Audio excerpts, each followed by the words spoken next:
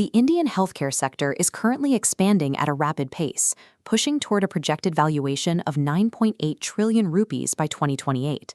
Institutional investors are pouring capital into domestic hospital chains, driving the stock prices of legacy brands to massive premiums. This chart displays the price-to-earnings, or PE ratio, of the largest healthcare networks in the country.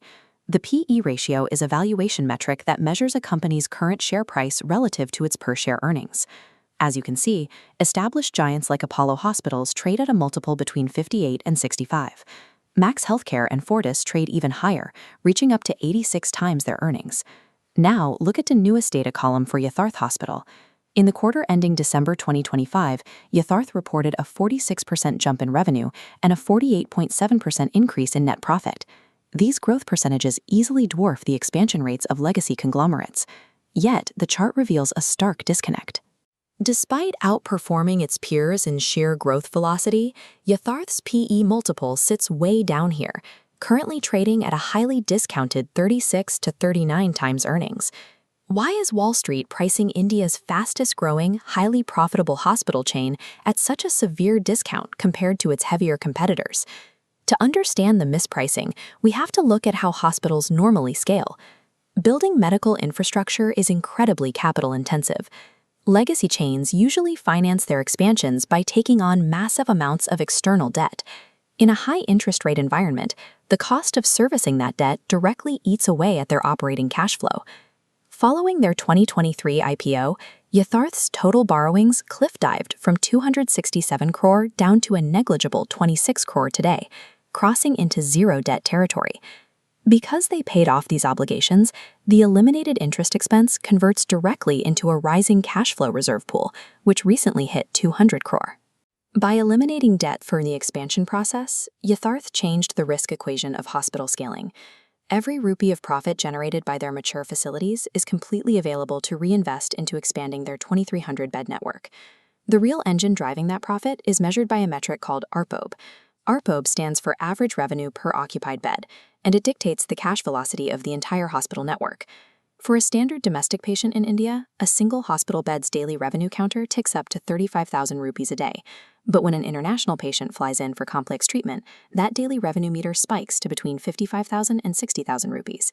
Instead of relying on third-party aggregators who take a cut of those margins, Yatharth goes straight to the source. They establish direct referral networks in countries facing infrastructural deficits. In Iraq alone, they have recorded over 32,000 patient interactions in previous operational cycles. They are applying the exact same playbook to the Commonwealth of Independent States. By setting up a centralized representative office in Tashkent, Uzbekistan, they capture patients directly at the local level. The operational impact of this geographical targeting is immediate. The Tashkent hub recently drove a 40% surge in international clinical inquiries, forcing the overall network's ARPOB upward. Medical value travel acts as a high-margin cash engine. It allows operators to upgrade the economics of their existing beds without spending a single rupee on new physical infrastructure. Yatharth is taking that unburdened high-margin cash flow and executing aggressive, debt-free acquisitions in affluent, supply-constrained micromarkets like the Delhi NCR corridor. Their operational playbook relies on acquiring distressed or under-optimized regional assets. They recently purchased a 250-bed facility in Agra for 260 crore. By injecting high-end clinical talent and specialized equipment into the facility, they force a rapid turnaround in patient occupancy. This balancing scale visualizes Yatharth's current valuation against Max Healthcare using the EV to EBITDA ratio, which measures total value against core earnings. While Max Healthcare trades at a heavy 47 times multiple, Yatharth sits at a comfortable 20 times. Institutional investors often use a strategy called GARP, or growth at a reasonable price. GARP investors look for companies showing exceptional earnings growth that haven't yet been priced at a premium by the broader market. Veteran investor Vijay Kadia clearly recognized this setup. Through his securities firm, he acquired a 1% stake in Yatharth, securing a high-conviction position. Kadia uses a specific investment framework called SMILE. He looks for companies that are small in size, medium in experience, large in aspiration, and extra large in market potential. As a mid-cap entity pushing toward a 5,000-bed target across international medical tourism corridors, Yatharth fits every criteria. Building structural wealth in a saturated market requires identifying hyper-efficient, debt-free operators who have optimized their unit economics for a global patient base.